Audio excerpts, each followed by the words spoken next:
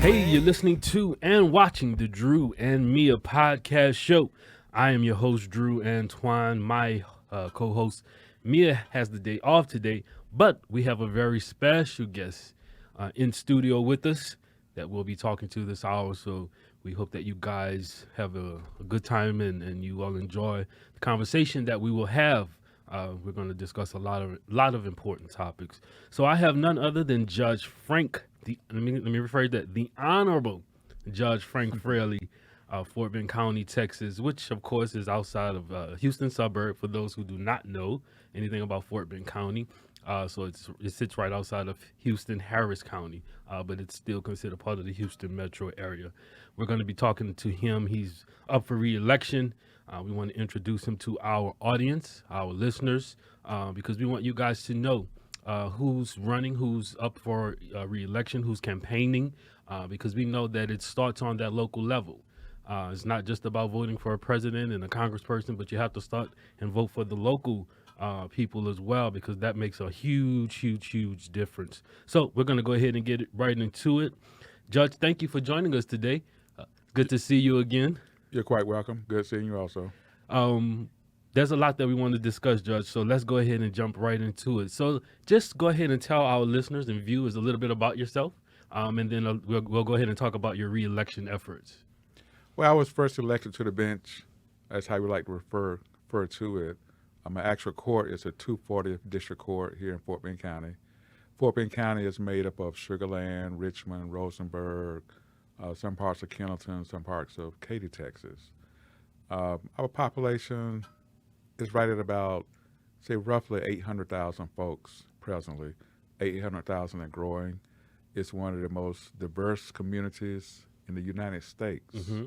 That's what makes Fort Bend County so unique. As I said, I was elected in 2018. My first time running was in 2016. I ran as a Democrat.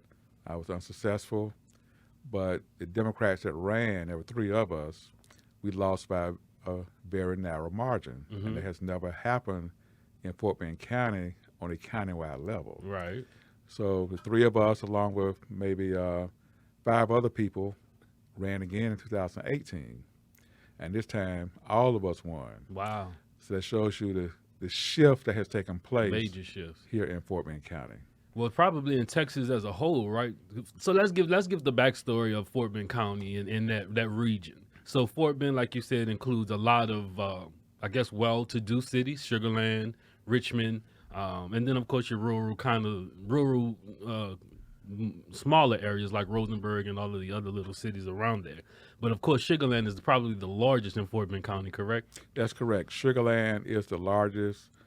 But it's hard. I would not exactly refer to Richmond and Rosenberg as rural areas, although on paper, Fort Bend County itself is considered a rural county. Mm-hmm.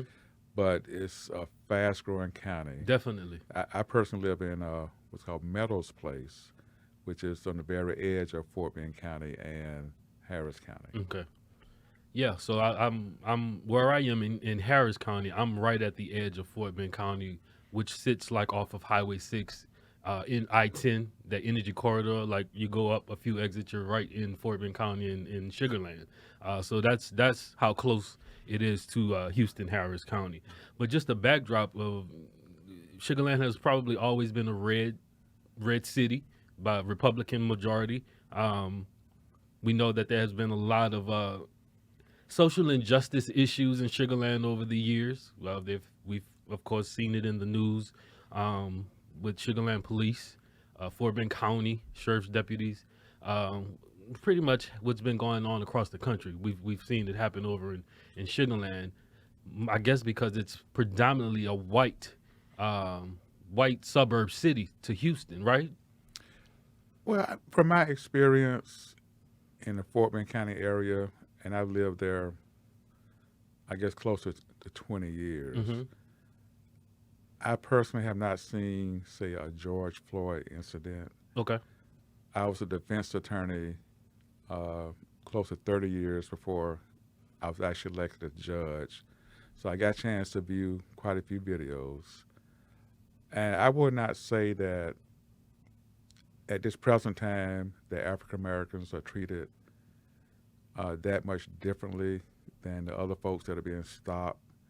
Matter of fact, I've had to actually commend the officers on some of the restraints that they have used when there are certain instances, less than a few cases that I had, that could have, in fact, made national news. Now, you do have profile stops, Of course. and that's everywhere. Right. But I don't want people to think that Fort Bend presently is an oppressive county. Right. So yeah, let's make sure we emphasize that. So not at all. Fort Bend County, Sugar Land specifically, is very diverse. Very diverse. I have a lot of family and friends that live in Sugar Land. White, Black, Middle Eastern, Hispanic, Latino. For me, Sugar Land has always kind of been that well-to-do city. I've never seen like your quote unquote hood in Sugar Land. Everything is either going to be a subdivision, a nice community, gated community. You have your older part of Sugar Land, but that's still considered well-to-do. And then to your point, you probably don't have as much going on in Sugar Land because it's further out than most of the other suburb cities. And it's just kind of known in the street, Judge, don't go in Sugar Land. Don't go in Fort Bend County because you kind of know what's going to happen. They do that in Harris County and, the other smaller counties. But it's just the word on the street, Judge. We know not to go in Sugar Land. Drew, I disagree with that. I'll be honest. I don't want people to be afraid to go into Sugar Land or Richmond or Rosenberg. Now, I've been in the Houston area since 1977. Bel Air, Texas had that same reputation. So was it as diverse as it is now back in the 70s? Absolutely not. No. And even Bel Air, for instance, Bel Air, which is in Harris County, when they were questioned, okay, why is it that so many minorities are stopping giving tickets? There was some incident that was being questioned during that time. I think it was during the George Floyd murder. Okay. And the President Police Chief just said, I don't have the answer to that. That's something they would investigate. Right. Because you look at the number of people that rise through the county, and then you look at the proportion of the amount of folks that were actually there at traffic court having to pay for their tickets. It was overwhelmingly people of color. Now, is that happening here in Fort Bend County? There are certain areas where studies were made where one group of people were being stopped in a greater number. And that, I believe at this present, it's an ongoing investigation. Yeah, there's a few things that I know of. And I agree with you to the point. It's hit or miss, if you would, because I've been pulled over in Sugar Land, profiled, and then I've been pulled over because I didn't have my license plate renewal sticker on my windshield because I had just had the windshield replaced. So the sticker, of course, wouldn't stick on to the new windshield. So they pulled me over for that. I had to explain everything to them. They wanted documentation, everything. I had to give them the receipt from the windshield repair place to show that I had just recently gotten the windshield replaced and the sticker would not stick onto the new windshield. And then, like I said, I've also been pulled over for no apparent reason. He just saw me driving and just wanted to pull me over to see if I had everything up to date. So it's hit or miss, but I don't want people to be afraid, like you said. I don't want people to be afraid to travel anywhere. But I'm saying to know what's going on, be aware of what's going on. And then also make sure that you have everything in order when you travel, period, no matter where you're going. Always make sure you have everything together. But just be aware of where you're going. And then, of course, just be safe. That's my only point to that. But people, like I said, it's already on the streets already, long before I even came to Houston. That Sugar Land is just not one of those cities. Sugar Land, Bel Air, not the places you want to go and just ride around and just be cruising around because you will get pulled over. Things can go wrong fast. So just, be aware. That's all I'm saying on that end. But Sugar Land is a great city. I hang out in Sugar Land all the time at the town center. And like I said, I have family and friends that live over there. So it's not a bad place. It's not like your Beverly Hills and all of that. And it's a very diverse area. But, it has its history, as most cities do. So that's all I'm saying. Just, when you travel out, just be aware and be as safe as you can be. Don't go to Sugar Land starting nothing because they will end it for you. That's all I'm saying on that. So let's talk about your re-election efforts, Judge. You up for re-election in 2022, right? That's correct. Okay. 2022. So for those of our audience and viewers who are not familiar with your stance and your views and all of that, just go ahead and share that with them. Like, what are some of the main things that for you as a judge that you hope to accomplish, that you take with you every time you're on the bench overseeing the case? Like, what are those main topics that you're trying to, viewpoints rather, that you're trying to give over to the constituents in your county? Well, I try to give everyone a fair trial. Mm-hmm. My court handles serious criminal cases like felonies. Okay. And we also do civil cases. Okay. What my goal is to give persons a fair trial. Okay. I'm not going to favor you because I know this group of lawyers or that group of lawyers. Okay. I'm going to listen to the evidence. I'm going to make sure that I rule properly on any objections that are made. And that's in whether it's a criminal case or a civil case. Okay. Now, in criminal cases, what we're looking for, you see a lot of folks that are abusing drugs. Mm. And our goal is not to send someone to prison, because my court, sometimes you would get county jail time if you're punished, or you get probation, Okay. or you could be sent to prison. So our goal is not to send someone to prison because they have a substance abuse issue. Okay. So our goal is to make sure those persons get help, because we do have a lot of treatment facilities and treatment programs that we can refer defendants to. Okay. But still, that particular person has to want to better themselves. Okay. Now, we have outpatient programs where you're not locked up, you're free to come and go. We have inpatient programs for people that have a more severe case, Right. where they're based on lockdown. You can only leave with permission. Then the strongest place we have is called Safe P. I can't remember exactly what it stands for, Mm-hmm. but that particular program is governed by the Texas Department of Criminal Justice. Okay. And we're talking with folks who have gone. It's like being in prison, but it's focusing on your drug problem, your substance abuse issue, whether it be alcohol or drugs. And that's usually as a last resort. That usually happens with someone that has been placed on probation. We put them out through the different programs that we have, Mm-hmm. and this is like as a last resort. And sometimes you get more, and you're usually there anywhere from 9 months to a year. And usually, as long as you do everything you're supposed to do, you will be satisfactorily discharged from that program. And I have personally known folks who have came out and done well. Now, some folks, we have to send them back again. Mm. Because our goal with people with substance abuse is not just to lock you up. Now, sometimes you may need to be locked up in a county to give yourself time to dry out, so you can think clearly and think, okay, I do want to kick this habit. My family is suffering, I'm suffering, I'm a smarter person in this. Right.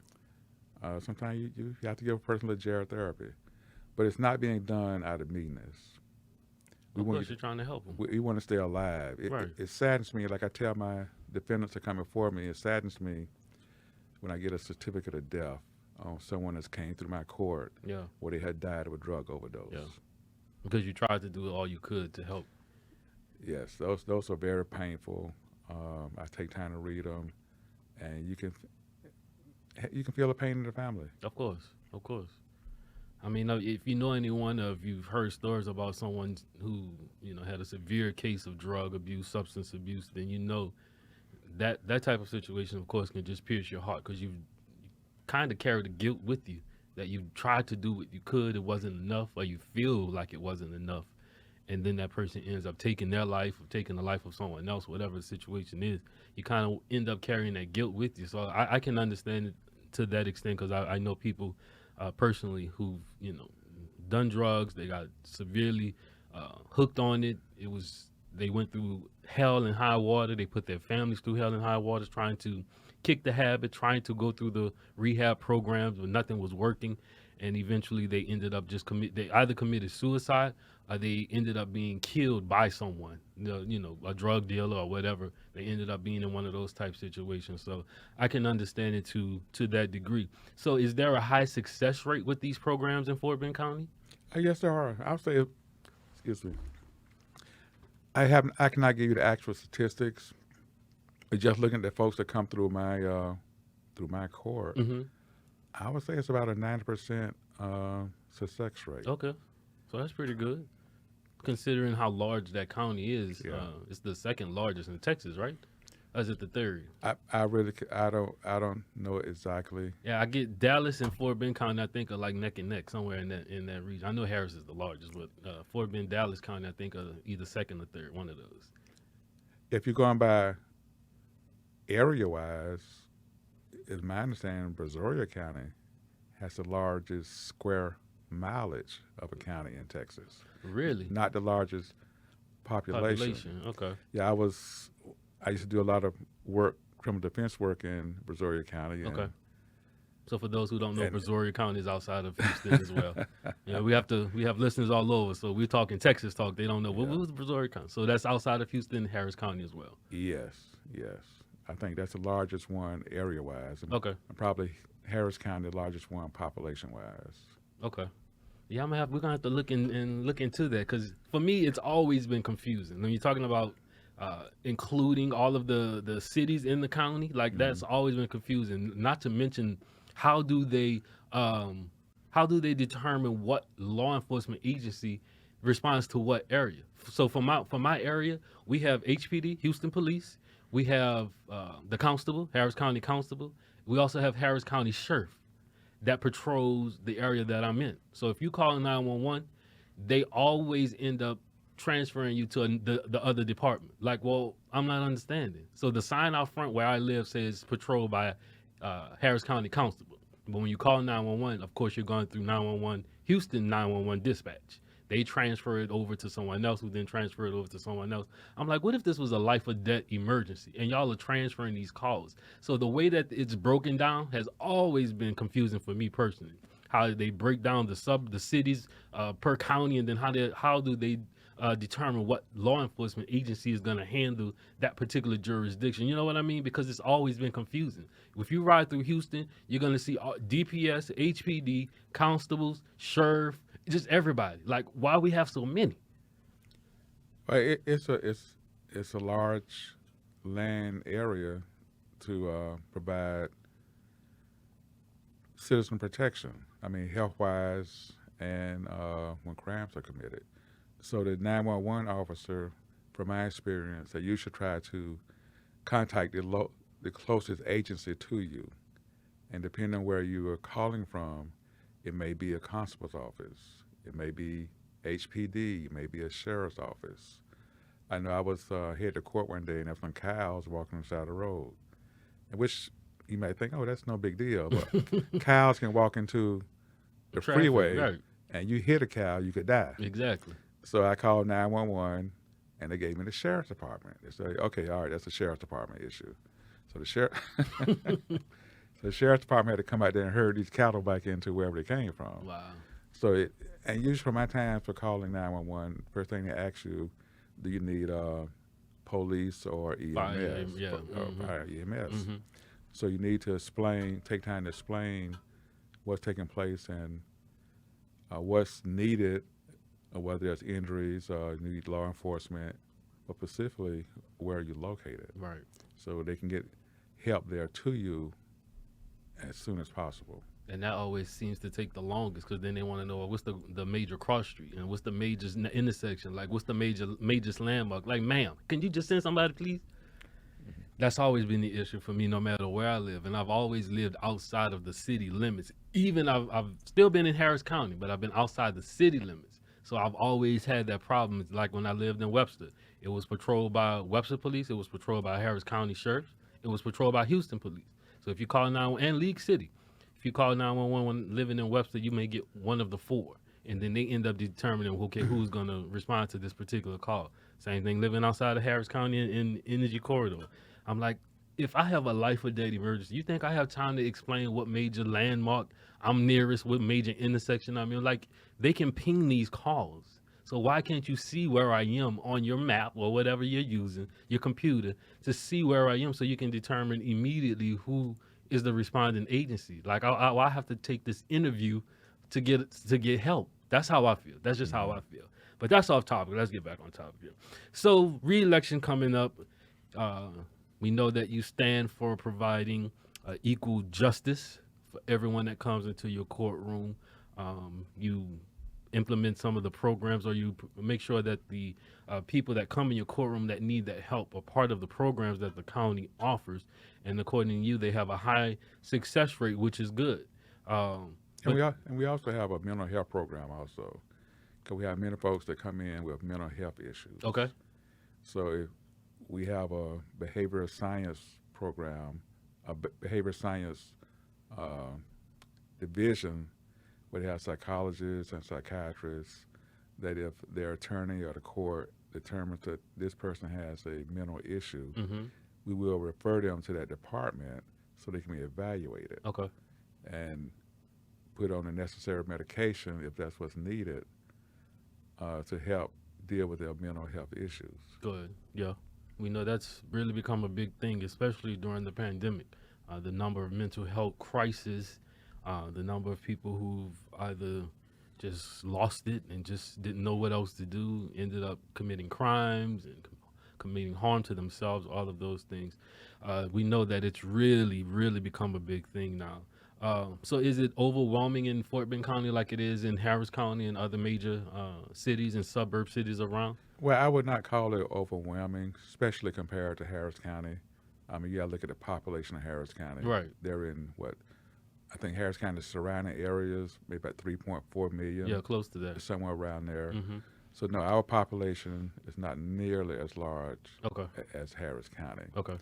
So but we do deal with the mental health issues. I go back, and I think that police training helps also. There was a young man in my court where the police could have easily shot him dead. He was in the act of committing a robbery. He had a weapon, but they realized this young man was having a mental episode. Yeah. So based on their training they had received, they were able to restrain him without killing him. And that's what we need. We need more police training. We need people in the police force who would say, okay, how can I deal with this issue without the use of deadly force? Right. But we've seen it to where the agencies are offering the training. They're going through this extensive training. They're going through this diversity training, all of that. But some way, somehow, it doesn't seem to come in hand when they're actually faced with that particular situation when it comes to people of color. We see all over social media, all in the news, that when law enforcement comes into contact with a white individual who's having a quote-unquote mental breakdown, mental health crisis, they're treated way differently than someone of color that is displaying the same behavior, doing the same things. The family's yelling out, he's mentally ill and all of that. He's not on his medications, all of that. But they somehow end up either killing them, they end up doing great harm to them. So the whole training thing, I'm just not understanding how is it that they go through the training, but they don't apply it to all of the situations. It just seems that they only apply to white individuals, but people of color don't get that same treatment. Have you seen that within Fort Bend County in situations in your court? Within my court, I have not, but I watch the news like everyone else. Mm-hmm. I mean, if I had a family member that was having a mental health episode, I'd be very hesitant by calling law enforcement. Absolutely. My goal would be to try to handle it myself. Yeah. I mean, most of the people that you see shot and killed are people of color. Mm-hmm.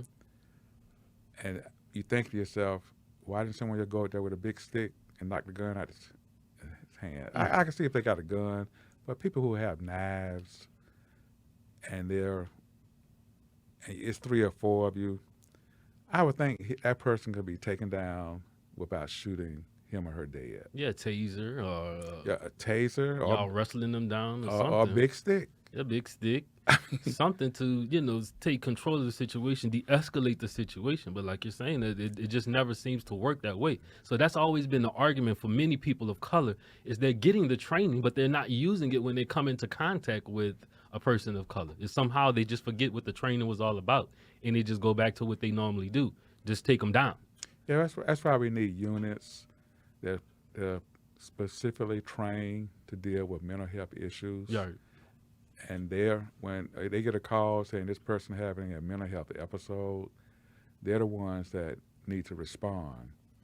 I mean, most of your police officers, law enforcement, when they respond, what they know how to use is deadly force. Right. If someone breaking in my house or attacking me, I want them to come there with some deadly force. Mm-hmm. But if I got a love member that's just acting all crazy because of what's going on in their head, Right.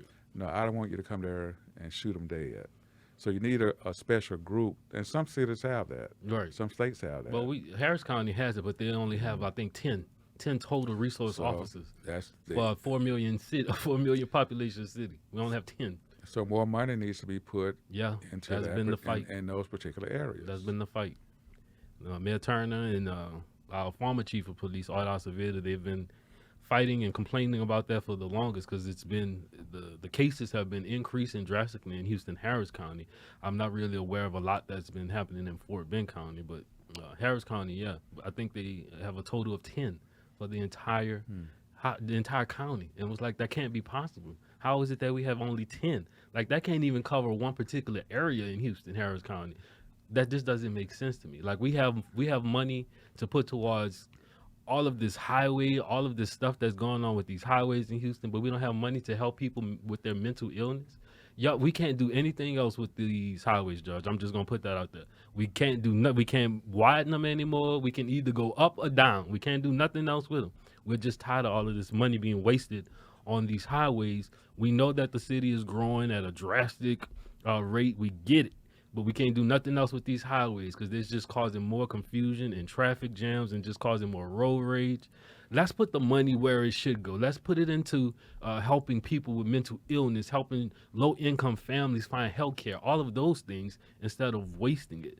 But to your point, Houston, I know we lack those resources. With the nonprofit foundation that I have, I've come into contact with a lot of different medical professionals and nonprofit leaders. They've all been fighting for this for the longest. It's been kind of hidden, not really talked about over the years, but like it's just all of a sudden just kind of hit the roof. And now they're really fighting for funding to help people who are suffering with the mental illness and helping to finance and fund resource officers for all of our law enforcement agencies. Because like I explained earlier, depending on where you live, you're going to get one of 5. I think we have 5 law enforcement agencies in Houston, Harris County. You're going to get one of those 5. So they all need to have resource officers available. You can't call for a resource officer in Houston, Harris County, and you're living all the way out in another county because the smaller counties don't have any. Brazoria, they didn't have a whole lot of resource officers. They don't have as many situations to respond to, but they don't have resource officers specifically trained to deal with that type of situation. And then if you're taking one from Harris County to disperse them out to a smaller area, then you're taking the resources away from Houston, Harris County. So I agree with you. They definitely need more funding. I don't know where the funding will come from because it seems like we're only focused on building new buildings and repairing these highways, not even repairing, tearing them down and building up a new one to cause more chaos and confusion in the city. Let's put the money where it's most helpful in providing help for people, because we don't want to see another Nicholas Chavez. You've seen that story on the news, the individual who was shot and killed by Houston police, who was having a mental illness breakdown. We don't want to see that happen again. I've attended several of his vigils, celebrations and stuff. I've seen the hurt in his family, his children. Like, we don't want to see that happen again. Like, it's just too much going on right now for that to be happening. Like, it seems like there's more focus on this particular thing than actually addressing the high rates of crime. That's just like, where did this crime increase come from? Like people are really suffering. I think it's all attributed to some of these people just having like really bad mental illness that has gone unaddressed, undealt with for so long, and the family members don't know what to do. And so this person is out robbing people, shooting people, killing people, doing harm to others. And meanwhile, we don't have the resources available to help that person. So that's just piggybacking off of what you were saying, Judge. I agree with that. So let's go back to your reelection efforts. So, in a short little summary, why do you feel people should reelect you in 2021 to continue serving on serving on the bench in Fort Bend County? Well, I think for one thing, for experience, I now have. I'm in my third year, and during the 3 years, I have learned a lot. I don't think there's anyone that comes to the bench for the first time who's never been a judge would know everything there is to know by being a judge. So I have up 3 years experience now. I presided over civil cases, murder cases, theft cases, car wrecks, many corporate business dealings. Okay. So those 3 years experience, I'm adding to it. I'm learning every day. There you go. Even the judge is learning. Oh yes. You got to sit there and read the law. When I was first elected, the first thing that hit me, hey, this is a real job. I mean, I had always been on the other side of the bench, Right. Arguing my case. But now that I'm on what we call the bench, where you got to make the decisions, it's a real job. But not everything is done in the courtroom. Right. You have to do a lot of work in your chambers, which are basically reviewing the cases that are coming before you, Mm-hmm. so you will have a good idea of what issues are there and what the law says about the issues. Yeah. So like when new laws are passed and all of those things, how quickly is it trickled down to the courts and all of that, so that they're aware of what the new laws is, if that's the situation? How soon do you all get that information? Well, you get a legislative update every year. Okay. And if their usual laws are made within a year's time after the legislature meets, they come up with different rules. So we as judges, we go to different meetings throughout the year. Okay.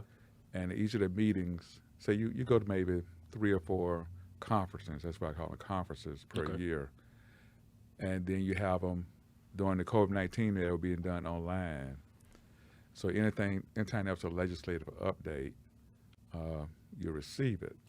Plus, you also receive constant emails from the Office of Court Administration, their court opinions, telling you, okay, this court, you should Court of Appeals, what have you, Court of Criminal Appeals or Supreme Court, heard this particular case and they made a decision based on the facts in this particular area. This is their opinion and their mandate. So you need to sit there and take time to read them. That comes out on almost a weekly basis. Wow. So, but the law is pretty steady. It's pretty steady. Okay. But different court opinions may come out on a regular basis, but they should be based on what the law actually is that's already in place. Okay. Yeah, I watch a lot of court shows. Mm-hmm. Usually just Judge Judy, Judge Mathis, and all of that. And then of course I watch Court TV. If you watch Court TV, I do not. I understand one of my cases involving this tiger that was in the news a while back. Mm-hmm. That was broadcast on Court TV. So you were the judge that oversaw the guy with the tiger? Yes. What? Yes. Get out of here. I did not know that, Judge. Yeah, of course that was all on the news. That made worldwide headlines. Yes, it did. Yes, it did. I knew he was in Fort Bend County, but I didn't know you were the judge that oversaw his case. Yeah, That's a crazy case there. It's like a soap opera, really. So what are your future political aspirations? Are you going to continue just serving as a judge? Do you want to go on to become like at the Texas Supreme Court level? You want to go on to U.S. Supreme Court? What's your future political aspirations? Well, as for right now, I'm focused on being a judge. I really enjoy what I do. Okay, Uh, that's good. it's I feel that's my calling. You know, we all feel we have a purpose in life, Mm-hmm. regardless of what that may be. Right. I feel that God has formed me. You know, God is the potter and I'm the clay. Yes. So I think He has taken His hands and formed me to be a just judge, There you go. and that's my feeling exactly. So no desire to be at on the supreme level. No, no, I like dealing with people. Okay. My court is referred to as a trial court. Okay. You know, you come and bring your issue before me, and I would decide it either by the court itself or by a jury. Gotcha. I like dealing with people one on one. I tell folks it's like we one big family. No, you may not like everybody in your family, but you're supposed to love them. Exactly. So I treat them with that respect. Dang, Judge, you making me want to go commit crime in Fort McCon just so I could come in your courtroom. No, don't do that. No, I've sent some folks to prison. Uh-oh. No, I don't do prison. Some for a long time. I don't do prison. Orange is not my color, Judge. It is not my color. But that's good. You know, we don't see that often, that you actually have a judge who's for the people and who's not trying to get, these high accolades of over criminalizing people and all of those things. So I think it shows the people in Fort Bend County, your constituents, that you're there to serve them, and you're a just judge, like you said.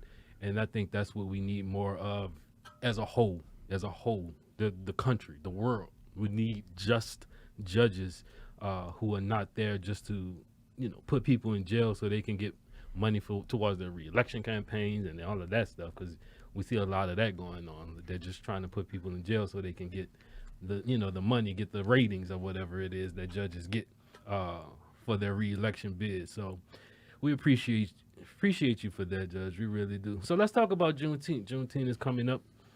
We know Fort Bend County, Sugar Land specifically, has a lot of history as it pertains to Juneteenth. So what's your take on Juneteenth?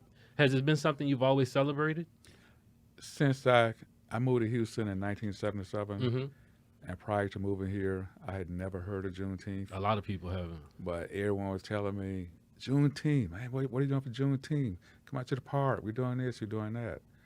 But now that I know more about it, basically what had happened 2 years after the 13th Amendment, which abolished slavery, had passed, folks here in Texas were still enslaved. Yes. They were enslaved for an additional 2 years. Yes. And so Juneteenth now takes on a special meaning. Now that I've gotten a better understanding of it, it's not just, okay, we're going to go to a parade and have a barbecue. Right. What I intend to do, now there's a function being given by a group recognizing what they call the Sugar Land 95. Yes. Now Sugar Land 95, if you're not familiar with it, there were 95 Fort Bend Independent School District had bought some property where they were going to construct a building. Right. In the process of constructing this building, one of the contractors found some human remains. And of course, they put a halt on it, had the experts to come out, and they end up excavating and determining there were 95 bodies there, unmarked graves. Jesus. Okay, where did these bodies come from? Right. It's determined, I think through a guy named Mr. Robinson. He's deceased now, but he's the one that really pushed it. That these folks were a product of what was called convict leasing. Convict leasing was a way that you could get around the 13th Amendment and still enslave people. Right. Basically, if you read the 13th Amendment, it says that slavery is abolished except when a person is convicted of a crime. Wow. So what was happening, since over 250,000 people had been killed during the Civil War, there was a lack of labor. And Fort Bend County in the South, let's speak of Fort Bend County, they were agricultural economy. So that nobody worked the fields, nobody worked the cane fields or planted cotton. Right. So what they would do, if you are an African American and you just out of slavery, of course you may not have a job. Right. You don't have a job, that's lottery, lock you up. I'm take you to jail, sentence you to 5 years, and you'll be on this prison farm, and I can lease you out to uh, this plantation or this Right. farm over here to Yeah. do work. Yeah. And that went on. There were two gentlemen from one from Missouri County and one from Fort Bend County. They were the largest. I can't remember the names right off. They were the largest holders of these leasing farms. Mm-hmm. Matter of fact, one guy owned. He migrated here. He owned most of Fort Bend County. Wow. And from our reading, I think 40 to 50% of the persons that were in prison were African Americans, Mhm. probably 7%, Mm-hmm. but they only made up 30% of the population. Right. So that was the convict leasing. I could accuse you of a crime. I'm gonna take you to court, and the judge, or this always jury, gonna find you guilty, and I sentence you to 3 to 5 years in prison for doing nothing, just for being black. Now you talking about racial profiling? That's racial profiling. Yeah.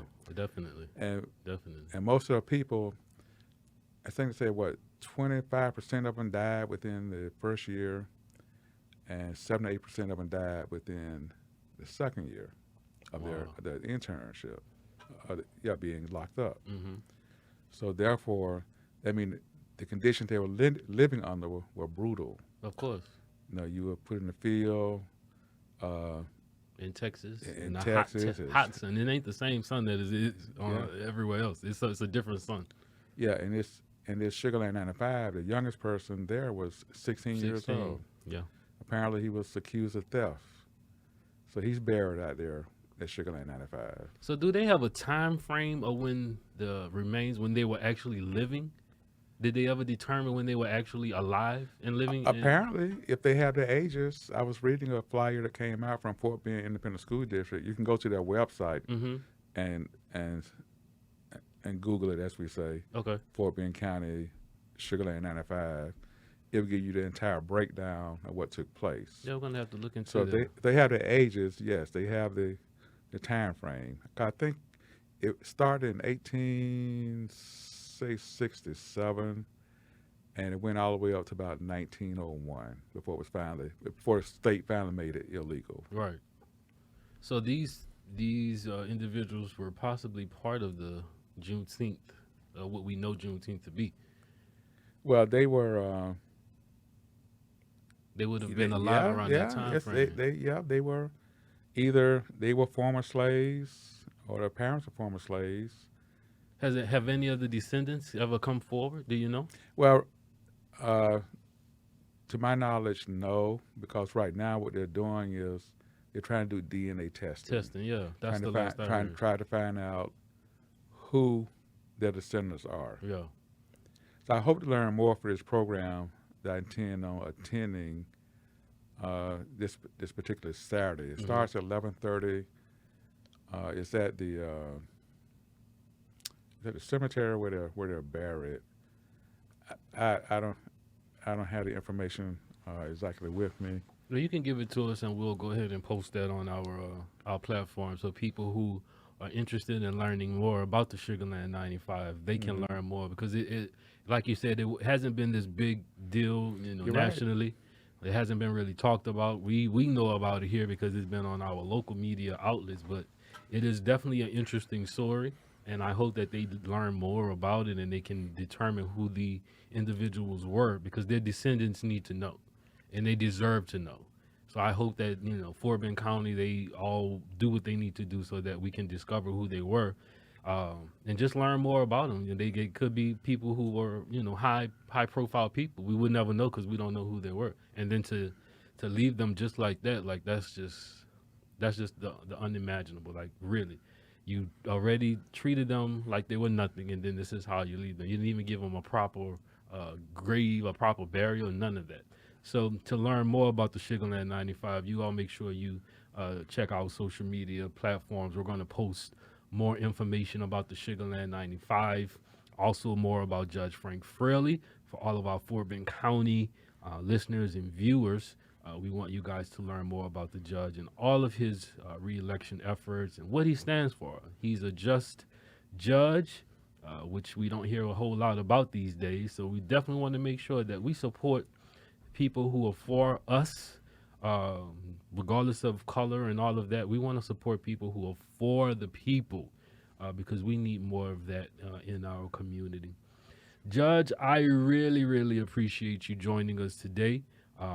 It's been a great honor and privilege interviewing you. We hope that you will come back to do our Ask the Judge segment in the future, where we have people reach out to us to get, answers to certain legal issues or whatever it is, and just be able to help them in that regard.